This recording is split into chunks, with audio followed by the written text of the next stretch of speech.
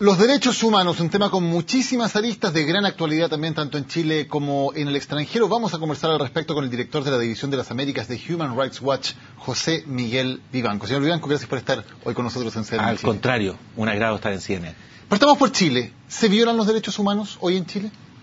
Sí, se violan derechos humanos en Chile, como se violan en Europa, en los Estados Unidos, en todas partes del mundo hay problemas de derechos humanos. Obviamente que a escalas distintas. Es muy distinto lo que ocurre, por ejemplo, en materia de derechos humanos en esta región, en países como México, Brasil, Colombia, Venezuela, Cuba, en fin, de la situación que tiene Chile hoy día en materia de derechos humanos o la que tuvo durante la dictadura de Pinochet. ¿Qué es lo más preocupante hoy en Chile en materia de derechos humanos? Hay muchos temas que creo que hay que prestarle atención. Primero, la situación de los indígenas, del pueblo mapuche, la aplicación en algunos casos de la legislación antiterrorista, que tiene serios defectos, la situación de las prisiones en Chile, las condiciones de los presos, pero también la falta de preparación y control frente a gendarmerías y todo el servicio de penitenciarías, la falta de derechos reproductivos de la mujer. Este es un país que tiene, como ningún otro en el mundo, unas restricciones, cuando digo en el mundo me refiero a democracias, a países con un régimen jurídico similar, una prohibición absoluta del aborto, discriminaciones a aquellos que pertenecen a una minoría sexual, de orientación sexual. Hay muchos ámbitos realmente donde hay que seguir atentamente perfeccionando la legislación y las prácticas internas. Vamos uno por uno a los temas que usted mencionaba, partiendo por el tema de los mapuches. Hay un fallo de la Corte Interamericana de Derechos Humanos que condenó al Estado de Chile por haber realizado juicios aplicando la ley antiterrorista. ¿Chile tiene que cambiar la ley antiterrorista para estar cumpliendo con los estándares internacionales en derechos humanos? Sí, Chile ha cambiado la ley antiterrorista varias veces, la ha reformado. Lo cierto es que la ley que se aplicaba en los 90s o incluso hace 4 o 5 años era aún peor.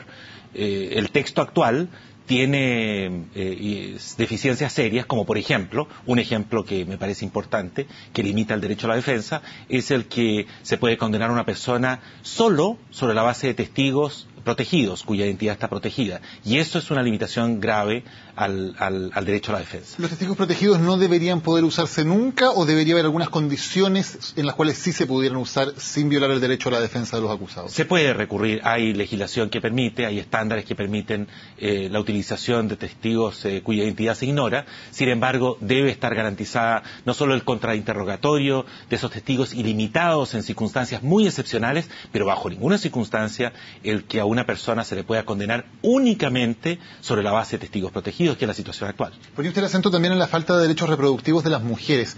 Concretamente, el hecho de que en Chile no haya ley de aborto bajo ninguna circunstancia, sea siempre considerado un delito, ¿es violatorio de los derechos humanos? Absolutamente, es que es producto de un régimen jurídico, yo diría, decimonónico, propio del siglo XIX, el que el Estado se arrogue el derecho a encarcelar, a colocar en prisión a una mujer que decide por sí sola interrumpir el embarazo. Yo creo que esta discusión no se debe circunscribir únicamente a aquellas circunstancias donde la vida de la mujer o su salud o están en peligro, o se trata, por ejemplo, de un caso de violación sexual. Estas son materias que deben tratarse en términos bastante más integrales, preservando el derecho de la mujer a decidir por sí sola y no al Estado, no a un grupo de religiosos, no a un grupo de políticos o autoridades, que sean ellos los que determinen cuándo, en qué circunstancias la mujer tiene derecho a ejercer su autodeterminación. En su perspectiva, ¿el aborto no debería ser nunca delito, bajo ninguna circunstancia? Bajo ninguna circunstancia dentro de los primeros 12 semanas, ¿no? La legislación y los estándares internacionales, y hay en eso pronunciamiento de órganos internacionales de derechos humanos que establecen que la mujer debe poder ejercer y tomar una decisión responsable. Podrá el Estado incentivar o facilitar otras alternativas o soluciones al respecto, como por ejemplo la legislación uruguaya, que ha sido recientemente aprobada en Uruguay. Me parece un modelo valioso, interesante, que podría tomarse en cuenta en Chile. ¿Qué pasa con los derechos humanos del ser humano en gestación en el caso del aborto?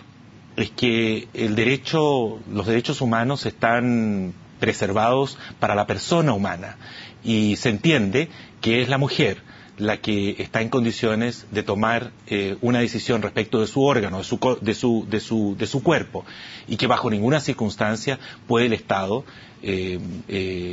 inmiscuirse en una decisión de esa naturaleza, nada menos que recurriendo al derecho penal.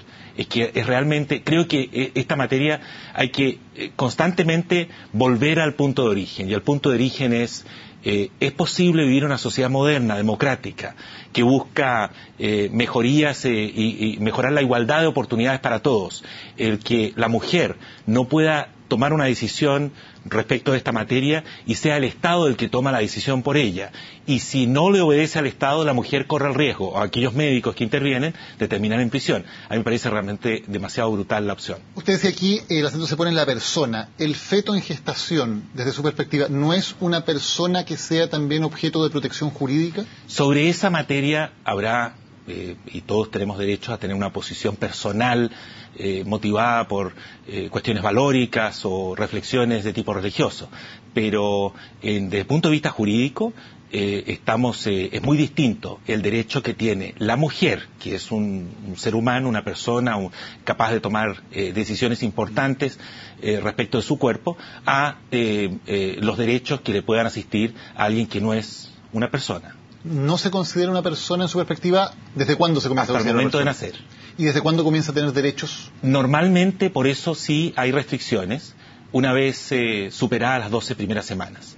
Pero se entiende en distintos legislaciones y casos comparados que la mujer tiene absoluto derecho para tomar una decisión respecto de su organismo durante las primeras 12 semanas. En ese sentido, de acuerdo a lo que usted señala, el proyecto de ley que enviará en algún momento el gobierno de la presidenta Bachelet, o que va a patrocinar en el Congreso, se quedaría corto con respecto a esto, porque solamente en 3 casos específicos y no por libre determinación de la mujer. Sí, pero en estas materias yo creo que no hay que ser fundamentalista, hay que estar dispuestos a iniciar un debate. Es que Chile tiene en esto, arrastra una deuda de probablemente casi 30 años, o digamos desde el término de la dictadura de Pinochet. Esta materia no ha sido ni siquiera objeto de un debate serio. Nosotros, y yo espero personalmente, que se abra la posibilidad de debatir en función del proyecto que se envíe, pero que esto, genere opciones para discutir distintos escenarios y no solo los escenarios que plantea el proyecto de ley. Mencionaba usted también, entre los puntos complejos en temas de derechos humanos en Chile, la discriminación contra las minorías sexuales. Sí. El hecho de que no exista la posibilidad del matrimonio para las parejas homosexuales, ¿es una discriminación arbitraria por parte del Estado? Yo creo que sí. Creo que no hay principio jurídico que impida o que pueda justificar una discriminación de esa naturaleza. Y en eso me parece que se han ido abriendo consensos internacionales, incluso en este país, en esa dirección. Yo espero que no solo en un día cercano se admitan las uniones civiles de parejas, independientemente de si son heterosexuales u homosexuales, pero idealmente no entiendo qué justificación puede haber para discriminar los beneficios de lo que representa el contrato del matrimonio, dependiendo de la orientación sexual de la pareja. Hablemos de temas internacionales. En Estados Unidos hoy hay un tremendo debate acerca del tema del racismo y también de la actuación de las policías en su relación con los civiles, especialmente cuando esos civiles son de raza negra, a raíz de lo ocurrido en Ferguson con la muerte de un joven negro a manos de un policía. ¿Cumplen los estándares de derechos humanos la actuación policial en los Estados Unidos? Yo creo que no. Y no es la primera vez que una cosa de esta naturaleza ocurre en los Estados Unidos. Lamentablemente es, yo diría, relativamente frecuente, especialmente en algunos estados, en algunas regiones de los Estados Unidos, abusos policiales que tienen, todos los hechos sugieren una motivación de tipo racial. Lo peor de todo es que estos hechos no son debidamente sancionados, investigados, ejemplarmente sancionados. No es porque exista una complicidad por parte del gobierno federal, muchas veces hay un compromiso y una decisión seria de las autoridades federales. El problema más bien se explica por la falta de compromiso serio de las autoridades estatales, locales, en algunas regiones del país para abordar estos temas de una manera que impida, que logre prevenir y sancionar abusos de este tipo. En cuanto a su sociedad y en cuanto a las acciones que toma el Estado concretamente, ¿Estados Unidos sigue siendo todavía un país racista? Mira, Estados Unidos es un país obviamente muy desarrollado, con enormes recursos y oportunidades, pero que arrastra experiencias de tipo discriminatorias. El racismo que sufría los Estados Unidos antes de la década de los 60, donde se produce toda la revolución en materia de derechos civiles, era aún peor. Sin embargo, las evidencias demuestran que no solo negros, sino también latinos y otras minorías, incluso musulmanes, son objeto de un tratamiento distinto. Creo que el que existan 11 millones de inmigrantes latinoamericanos indocumentados en los Estados Unidos, que no cuentan con papeles, pero que participan de la economía norteamericana, también es un reflejo, es una evidencia de un tratamiento de segunda categoría respecto de algunas personas a las que no se les reconoce los mismos derechos que los nacionales. Haber elegido a un presidente de raza negra como Barack Obama, un hecho histórico, ¿se quedó solamente en el simbolismo de ese hecho o realmente ha ayudado en algo a superar el racismo en Estados Unidos? Yo creo que ha ayudado muchísimo, es un gesto, una actitud no solo simbólica, sino que demuestra cómo se han ido rompiendo los prejuicios en los Estados Unidos.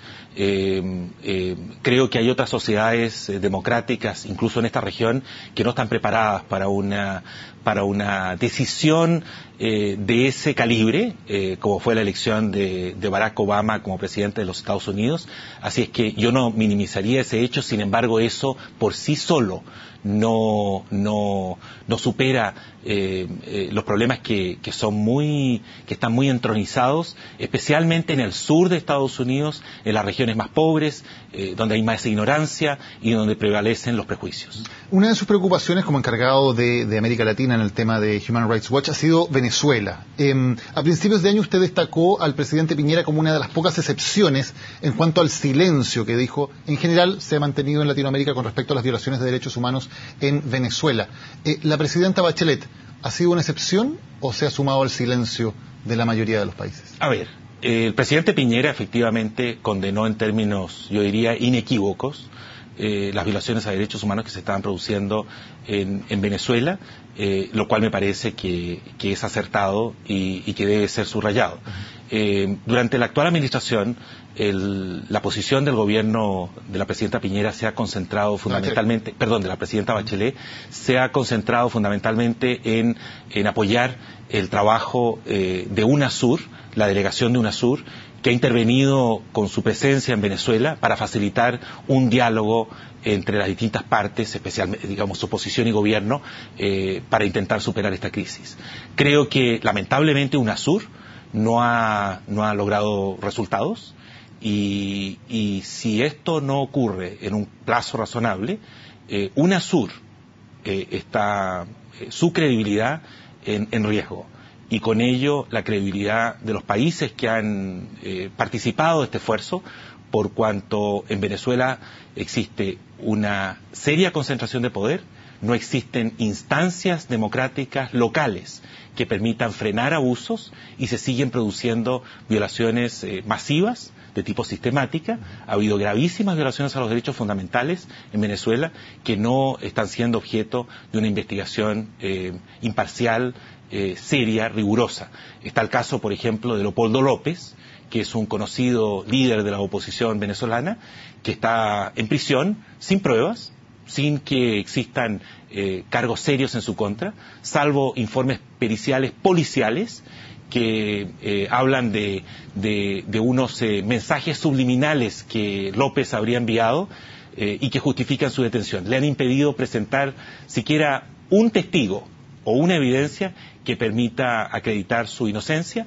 Creo que las condiciones en que la gente vive en Venezuela son de abuso, de concentración de poder, y por eso creo que UNASUR debe seguir y presionar con mayor fuerza al gobierno venezolano para mejorar las condiciones internas. ¿Y sería importante un pronunciamiento, una condena inequívoca, como usted decía antes, del actual gobierno chileno al respecto? Mira, yo creo que es importante, pero no sé si eso puede cambiar las cosas. Acá lo importante, lo relevante, es producir cambios en los hechos, resultados. Y creo que Chile en esto no puede actuar solo, debe actuar en armonía con el gigante del sur, que es Brasil. Yo sí le asigno más responsabilidad aún por la actitud de las democracias latinoamericanas frente a la situación de Venezuela a Brasil, que es una potencia y que tiene condiciones muy distintas para tomar posiciones bastante más firmes y claras frente a lo que ocurre en Venezuela. José Miguel Vivanco, muchas gracias por habernos acompañado hoy en CNN Chile. Muchísimas gracias a ustedes por esta invitación. Vamos a la pausa, ya volvemos con más.